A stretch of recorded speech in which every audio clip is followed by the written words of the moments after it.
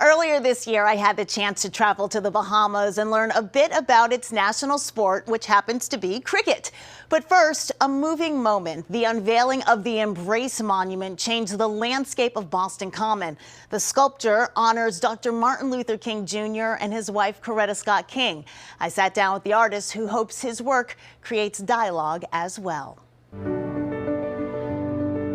At a towering 20 feet high and 25 feet wide, the Embrace is meant not only to be seen, but to be experienced.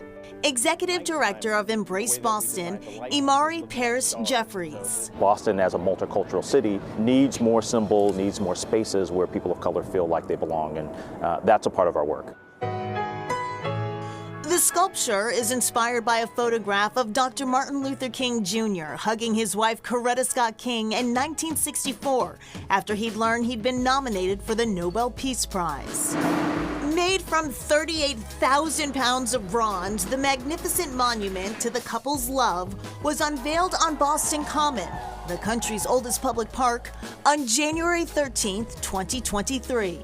I like where it's positioned that you can pass Tremont Street and see it right here, so it's an honor to be here. This very visible symbol was created by artist Hank Willis Thomas, and like most forms of art, takes shape in many ways. While standing here in the center, Hank Willis Thomas says you are in the heart of the King's Embrace. I wanted to make a monument that really celebrated their spirit of communal love, nonviolence, embracing those who we agree with and care about, and those who we don't agree with and don't care about us. So when you're standing out there now in Boston Common and you're looking at this amazing piece that you've created, what do you feel? I actually don't normally look at the piece, I look at the people.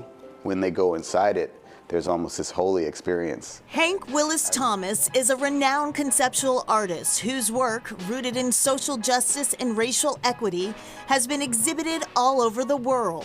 And I was nervous because I wanted to make something that really honored them, and I felt like by removing their faces from this, it might be too abstract.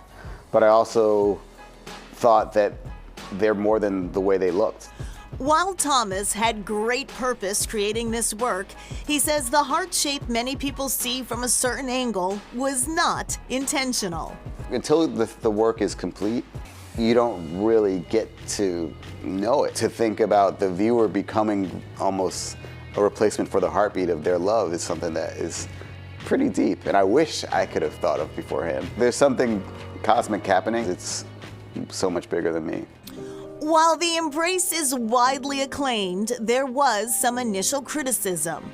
In every work of art, it's open to interpretation. You can't do something radical like that and put it in public space without getting pushback and feedback. Naysayers aside, Thomas says the sculpture's unveiling was one of the most meaningful moments of his life, and he hopes the Embrace inspires others for years to come.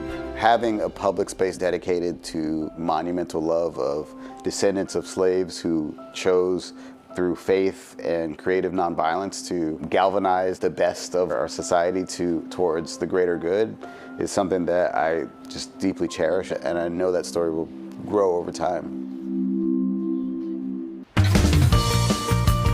We finished the day with a Bahamian challenge, suiting up for the country's national sport, cricket. This is heavy. The Haynes Oval is the practice field for the Bahamas Cricket Association's national team. Bounces first. Exactly.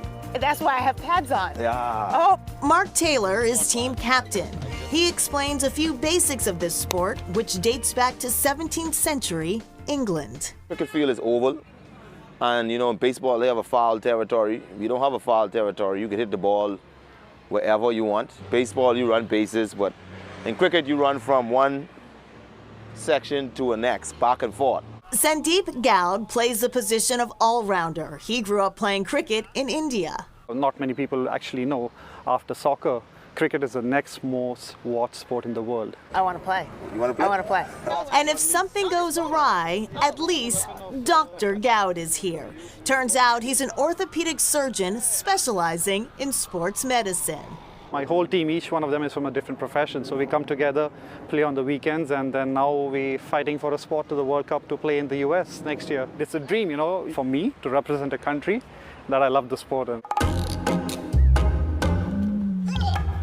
It takes a few tries, but I managed to go big before going home. Oh, oh, oh, oh. Right there, right there. All right, now you stop right in the box right there. There we go. That's a pretty good hit. Love that cricket. And the Men's Cricket World Cup will be held in the United States in 2024.